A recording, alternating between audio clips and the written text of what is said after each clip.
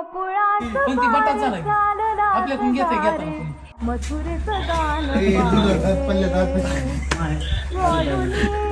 बुरी आहे 7-8 महिन्याची आहे वासरू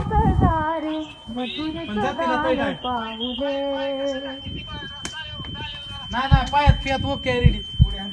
माझ्यासारखं पिकअप आहे माझ्यासारखंच आम्ही गाईचा व्यवसाय करू झालो म्हणून रेड्यांचं कास्ट 10 आणि सरकारी नर्सरीतच केलंय 10-12 लाख रुपयाचं भांडवल आहे एक नंबर आहे